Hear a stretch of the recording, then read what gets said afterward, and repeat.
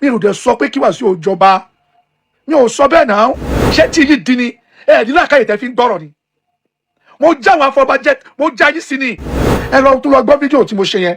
Ǹjẹ́ níbi tí mo ti support pé Alhaji Wasiu Ayinde kó jọba, kó jọba fún?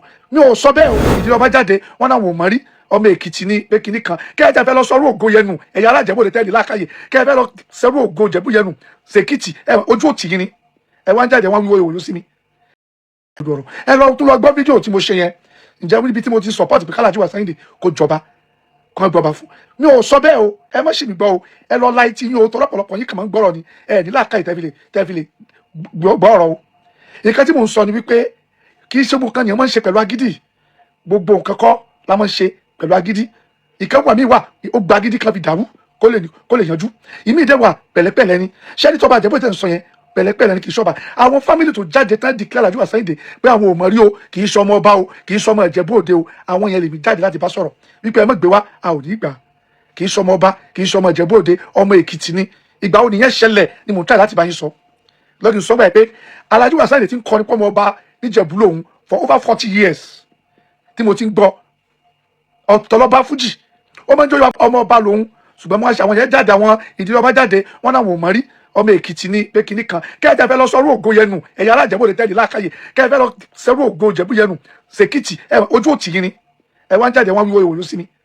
Ìgbà tí bá àtàkì Alhaji Wasiu Ayinde pé wọ́n ṣe nǹkan tí ò dá, ẹ máa ń jáde máa àtàkì mi ni. Ibo mo ti gbọ́ ibà yín, ṣe bẹ́ẹ̀ lè máa sọ lórí kọ́mẹ̀tì fún mi pé ibà yín ni Wasiu Ayinde. Kí wá ló ti ibà yín tó wà fẹ́ di bàbá yín mọ́ sí?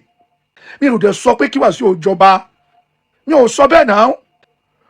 Tó ẹ pé mọ̀rọ̀ gbọ́ ni ẹ rí i pé mo sọ́nù ẹ̀ wípé ẹ̀yin afọbajẹ ẹ má jẹ dòdò kẹnu yìí lè sọ òdodo. Tó bá jẹ́ pé Alhaji Wasiu Ayinde tọ́ fọba, ó wọ̀ tí kò jọba, ó tọ́ fún ẹjọ́ jẹ́, ṣùgbọ́n ẹ̀yin afọbajẹ ẹ má jẹ dòdò kẹnu yìí lè sọ òdodo. Ẹ pé Alhaji Wasiu Ayinde jókòó. Alhaji tẹ́ bá fẹ́ jọba lóòótọ́ ẹlẹ́tọ̀ọ́ láti jẹ́, ṣùgbọ́n tẹ́ bá fẹ́ jọba ní jọba kẹ́ ẹ máa lẹ ọkọ̀ fújì o. Gbogbo ayé ló mọ̀ wípé ọba Ìjẹ̀bú first class ọba ni o. Kò wá ní dáa kẹ́ ẹ lọ́ mọ̀ fi orí àpèrè sílẹ̀ kẹ́ ẹ lọ́ forí adé lọ́ ń kọrin lọ́ fi ṣàgbé. Mo ní tàlàjì bá wá gbà pé àwọn ò ní kọ fújì, ẹ má fẹnu ṣe o. Ẹ pe àwọn sam lóríṣiríṣi, ẹ jẹ́ kó wà nínú àkọsílẹ̀. Kálàjì náà pe lọ́ọ̀yà tiẹ̀ kó wà nínú àkọsílẹ̀, ẹ wá gbé lọ Àbújá, ẹ lọ sáyìn ẹ lọ́hùn, ẹ lọ sílẹ̀ agreement yẹn. Mo ní tó dẹ̀ dá mi lójú wípé K1 the ultimate tẹ́mi mọ̀ yẹn kò ní fi fújì lẹ́yìn torí ọba Ìjẹ̀bú Òde. Ṣé tí yìí di ni ẹ̀ẹ́dínlá àkáyè tẹ́ fi ń gbọ́rọ̀ ni? Mo já àwọn afọbajẹ, mo já yín sí ni. Ikú tó pa Alhaji Wasiu Ayinde mo já yín sí. Sórí ìgbà tí bá ní pé kò báyìí ni ẹ wá ń kú jáde bí ewúrẹ́ wá ń bú mi. Ẹ mọ̀ pé ẹ̀yìn láàkáyè. Ìgbà táwọn ọmọ ọba yẹn jáde tí wọ́n láwọn ò mọ Alhaji Wasiu Ayinde rí o, kì í ṣọmọ ọba o, kì í ṣọmọ Ìjẹ̀bú Òde, ọmọ Èkìtì ní ẹ̀rí kó ní yóò pé. Sọ̀rọ̀ nìyẹn. Wasiu Ayinde ti ń pèrè lọ́mọ ọba for over 40 years ọmọ ọba níjẹ̀bú Òde lòun. Àsìkò dé ó dẹ̀ ń jó yẹ yín wípé nǹkan tí Yorùbá ní gbà lólówó tálíkà ló ti ń kọ́. Ó yẹ kí ẹ mọ̀ pé Alhaji Wasiu Ayinde yẹn gbogbo advantage ló mọ̀, kò lè ever K1 the ultimate ò ní ever lose the advantage tó bá ní á fẹ́ lò ó. Ìgbà tẹ́ ti fáyé Alhaji Wasiu Ayinde lórí ọmọ ọba Ìjẹ̀bú kingdom, ẹ̀yin ọmọ ọba Ìjẹ̀bú tẹ́ ẹjọ́ ọmọ ọba kí lẹ̀ ń wò? Wọ́n ìtẹ́ fi béèrè question bẹ́ẹ̀ pé wá ọkọ̀ abẹ́sì kẹ́ẹ̀bí ọba tàná Àwùjalẹ̀ tàná pé olórí ọba tẹ́ fún àlàyé yìí ẹ mọ̀ o, olórí gàrí ni o, nǹkan kéré máa jẹ́ kórìí ẹ̀ wò, olórí ọmọ ọba lórí àwọn wo ẹ ti kéńgbà yẹn kò bá ayé ò bàbá yìí dá sí ń sè bẹ́ẹ̀ kẹ́ẹ̀tẹ̀ wà fẹ́ dìsọ́ nìyẹn bẹ́ẹ̀ kì í ṣe bẹ́ẹ̀ sì gbé kalẹ̀ nìyẹn. Á dá fún ọmọ ìkànnì àwọn ọmọ ọba níjẹ̀bú Òde. Bàbá yẹn pè mí, wọ́n jẹ́ kó yé mi, kan tí ò yé mi padà yé mi. Ìkan tẹ́ kéèyàn ẹ̀yin ọmọ ọba tẹ́ jáde tẹ́ ń sọ̀rọ̀ tẹ́ kẹ́ ẹ sọ ni. Ọba mẹ́ta ló wà níjẹ̀bú o, ìdílé mẹ́ta náà ti jọba. Aníkìláyà òun lọ́ba ti Síkírù Adétọ̀nà tó kú. Ìdílé tiwa orúkọ bàbá yìí ni o. Ìdílé kẹta òun ni ti Alhaji Wasiu Ayinde. Wọ́n dẹ̀ máa ń pin ni. Aníkìláyà ti jẹ́ tiwọn tán, ìdílé tiwa báyìí lọ́ba kan. Ẹ bá wa Alhaji Wasiu Ayinde kí wọ́n ní sùúrù de ìgbà tó máa kàn ìdílé tiwọn ayé ò bá yín dá sí i. Wọ́n jẹ́ kó yẹ Alhaji Wasiu Ayinde pé kó má lo agbára owó àbágbára kò fi gbá yín lójú. Bẹ́ẹ̀ kẹ́ wá máa ní kì í ṣọmọ Ìjẹ̀bú Òde, kì í ṣọmọ ọba, ìyẹn mo ní kẹ́ mọ́ gbé wá, ayé ò rí lọ́tẹ̀ nìyẹn. Ayé ò rí lọ́tẹ̀ òun ni mo try láti sọ. Mo tún wá fún yín weakness Alhaji Wasiu Ayinde pé èmi tẹ́mi mọ̀ o, Alhaji Wasiu Ayinde ò ní fi fújì lẹ̀ nítorí ọba.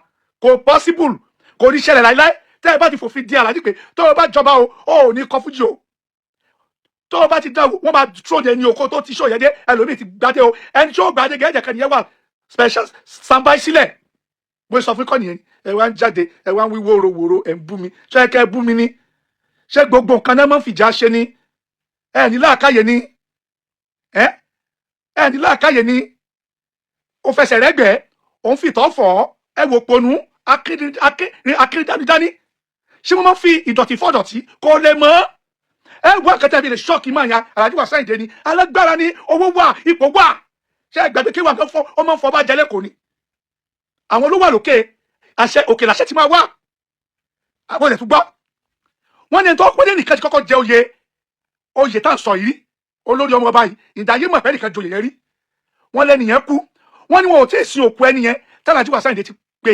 òkè kó n fẹ́ joyè yẹn bàbá wa Tinubu dẹ̀ ti Àbújá wọ́n dẹ̀ wá sí Ìjẹ̀bú Òde wọ́n lọ bá kábíyèsí ọba tó gbà ọba Síkírù Àwùjalẹ̀ tó wájà pé oyè tó kù oyè Wasiu gbọ́dọ̀ jẹ́ lọ́jọ́ ojúde ọba wọ́n dẹ̀ announce Wasiu Ayinde pé olóò máa jẹ oyè olórí ọmọ ọba tẹ́lẹ̀ tó jẹ́ tó sì wà mọ́ṣúárì tí wọn ò tí ì sí ẹ gba agbára tẹ́niyẹn lò tó bá tún bí agbára kí lẹ́ ṣe wọn ò dé ládé ẹkùn náà ní ẹbí tí máa dákẹ́ gbogbo nǹkan kọ́gbọ́n agbára ń ṣe ẹ jáde ẹ sọ̀rọ̀ pé báyìí ni ayé wa báyìí dá sí o lè mi sọ tẹ́ ń jáde tẹ́ ń bú mi ẹ ní làákàyè ọgbà ẹ tẹ́ ń bú mi yẹn ọpọlọ yín lọ mi ò ní kí Wasiu Ayinde jọba o mi ò sọmọ Ìjẹ̀bú Òde ṣùgbọ́n kàtẹ́ mi sọ ni pé wọ́n ní kì í sọmọ ọba kì í sọmọ Ìjẹ̀bú Òde ọmọ Èkìtì ni ẹ má gbé wa a ò ní gbà látàrí dá gbogbo yẹn ti mọ̀ pé Àlàjí Wasiu Ayinde ọmọ Ìjẹ̀bú Òde ni ó dẹ̀ ń kọ́nu orí fún rẹ̀ pé ọmọ ọba lòun kí wá ló dé sọ́dẹ́lì tẹ́ni pé kì í sọmọ ọba mọ́ kì í sọmọ Ìjẹ̀bú Òde ẹ ṣàlàyé fún wa kẹ́ ẹ jẹ́ kó yé wa pé ìdílé mẹ́ta ló ń jọba Aníkìláyà ń jọba ìdílé tiwa iná ń jọba o tí Wasiu àfìdípàtẹ̀mọ́lẹ̀ àwọn náà ń jọba